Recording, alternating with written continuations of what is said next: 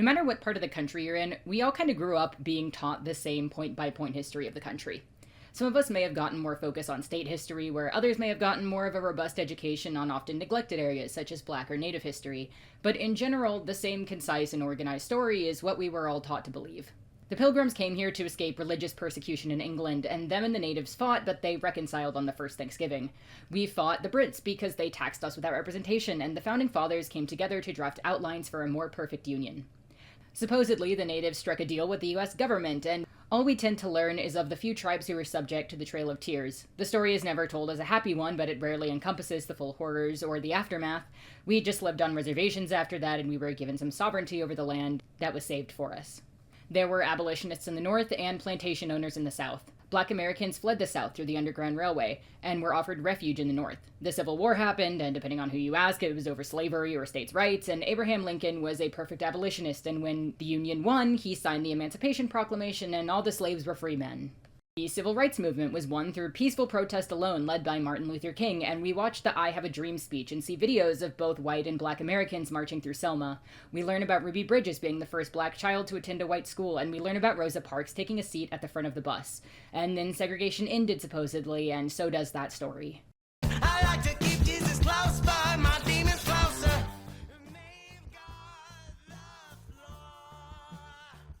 It's a neatly ordered, clean, and concise story for a country that faced hardships and made mistakes, but ultimately always lands on the right side of history, that always protects its citizens through diplomatic bargaining and paints those instances of war as a fight for justice, but one far in our past that needs not repeating, and that's a clear-cut story of good and evil. It's easy to learn and memorize. I fact-checked myself while writing that, but almost all of it was from memory. And it's also easy to teach. It doesn't require an assessment of the ethics involved. It's good versus evil, and it avoids people who took a less peaceful path beyond an acknowledgement of them as smaller evils rather than fellow fighters for freedom and humanity. We don't talk about Malcolm X beyond as a footnote, referring to him as somewhat of an extremist radical in opposition to MLK, who MLK didn't like, and we don't talk about MLK beyond a few instances that are palatable to the story they want to tell. We don't talk about Stonewall at all, that's not taught, period, and we don't learn about the AIDS crisis and Reagan's response to it. We don't learn about the figures who made strides by simply showing care and physical contact with AIDS patients in the public eye. We don't learn about the radicals who didn't have an unignorable place in the story like Malcolm X did, and we don't learn about radicals who enforced the threat implied by peaceful protest. And in turn, we don't learn about the true magnitude of many of the horrors in our history and how, as such, they necessitated violence to combat. We're all taught violence is never the answer. And of course, when you're a kid, that's a fairly good rule, at least in most cases. While some of us may have had parents who told us to punch back the bully, it's not unsurprising or a bad call to teach a more simple across-the-board idea like don't solve interpersonal conflicts with violence to an 8-year-old. But generally, when we learn these simple ideas as kids, they're expanded upon as we get older. And we gain the ability to recognize that they can be a lot more nuanced than what we were taught by our 4th grade teachers. Violence isn't the answer in interpersonal conflicts generally, but interpersonal relationship struggles are a far cry from systemic violence and oppression.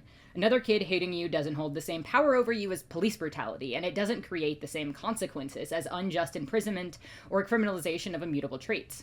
Japanese internment camps, chattel slavery, forced removal from your homeland, and barring your participation in public life on the basis of race, HIV status, or ethnicity carry a deeply stronger weight than another child insulting your new haircut or stealing your favorite pencil. But, of course, just like I talk about with religion, cultural norms are best taught at an early age. While many of those grow with us as we experience more facets of the world, this idea of violence is never the answer is only further enforced as we grow and learn more about our history as a nation and start to develop our own opinions and politics around it. You're taught to stay on a certain side of the line, that the second your ideas become too radical, even if they still aren't violent or revolutionary, you are now no different than the people who actually are. In modern American politics, the phrase cultural Marxism, I think, is a perfect example that's steeped in this layered meaning that takes something like neoliberal Democrats, a group equally as entrenched in the American status quo and almost annoyingly unradicalized politics, and decides it's far enough left to quote-unquote cross that line. When the right uses words like cultural Marxism, the idea it conveys to its listeners is that of a group who wants an upheaval of both the American government system and American culture, and wants it to be replaced with authoritarianism that typically targets conservative values. America's relationship towards communism has created almost a new definition for the word, one that shockingly both center-right Democrats and the far-right MAGA crowd both seem to take as truth without question. It has become synonymous with totalitarianism. They generally don't see it as an economic system, but rather a structure of governance in which there is no democracy and you are not allowed to own anything or have your own opinions. Beyond that, in the cultural sense, they believe that the authoritarianism is not just in a literal way of there not being democracy or personal property, but also that it's specifically a system in which the so-called family values in American Christianity will be placed under violent attack.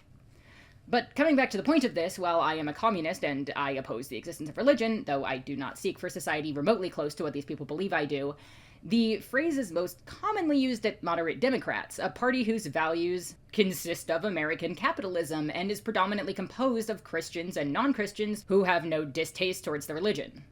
Their beliefs are not even in the same building, but to the right, anyone who crosses their line is instantly deemed violent.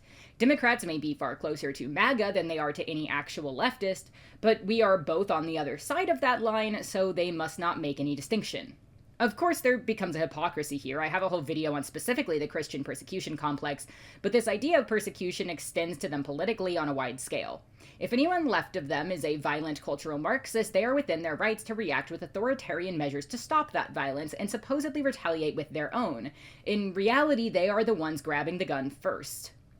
When we were taught violence isn't the answer, this often comes with somewhat of an unspoken caveat in American culture. Violence is the answer if two criteria are met. 1, you are threatened first, as in you are acting in self-defense, and 2, the thing that threatens you is not a system, but a person or a group of persons. As a country, we are more than happy to allow 31 states to have stand your ground laws, laws which allow individuals to react with violence as their first response when trespassing or break-ins occur. If someone is on your property and you want them to not be, you can pull out a gun and shoot them if they refuse to leave without legal repercussions. While of course there are instances where laws like this serve a purpose, in reality they usually look like my old neighbor pulling a pistol on our teenage DoorDash driver who accidentally went to his house instead of ours, and at worst result in legal shootings when things like that happen. We make exceptions there because it's self-defense, but it's not a challenge to any status quo, to any systemic issue. The people in charge aren't being threatened by it.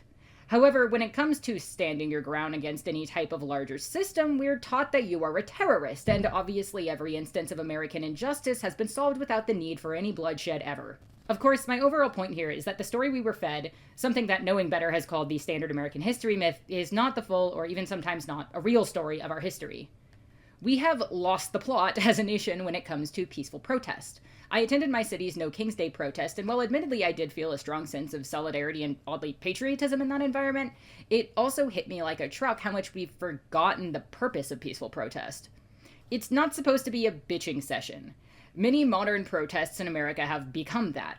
We all yell about how angry we are, but we don't have any specific demands, and the protest does not come with a threat of what happens if those demands are not followed through on. They don't meaningfully disrupt administrative processes, and they're not accompanied by the needed radicals who show those in power what happens when the demands go ignored.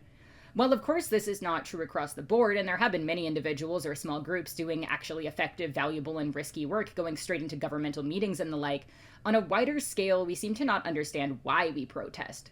Not why as in why it is we are protesting, what thing we are mad about, but why protest is the response to that thing we want changed. We needed both Malcolm X and the Black Panthers, along with MLK and peaceful protests, to achieve the end of segregation. Segregation never really fully ended either, but that's a topic for another day. Author of The Sword and the Shield, Peniel E. Joseph described Malcolm X and MLK as being sort of alter egos of each other, and stated, quote, Malcolm X injects a political radicalism onto the national scene that absolutely makes Dr. King and his movement much more palatable to the mainstream Americans, end quote. When we look at the way that the civil rights movement is taught, we can see this, even within MLK's own beliefs himself. We do not learn about his politics outside civil rights. We do not learn of his work helping Native American groups. We do not learn that he was a socialist, and we do not hear his quotes stating that capitalism has outlived its usefulness. That he stated that America must undergo a radical change in values in regards to profit motive, or that his main opposition to Marx was not in his economics but in his own values as a Christian, not aligning with what he called Marx's ethical relativism and the structure of government surrounding it. We do not learn that he was wiretapped by the FBI and surveilled by the CIA and police. We do not learn that his family believes he was killed by the FBI, and we do not learn that they intercepted his mail, or that the FBI allegedly threatened him with blackmail if he did not commit suicide. Nonviolence does not mean your government will respect you. We can see that already with Trump outright declaring war on major American cities and the occupation of Los Angeles with the National Guard. Violent resistance is not the whole picture, especially when facing a government with a militarized police force and a superpower military. We need organization to actually make concrete demands and have plans for what we will do to help those who take on the biggest risks and face consequences for dissent.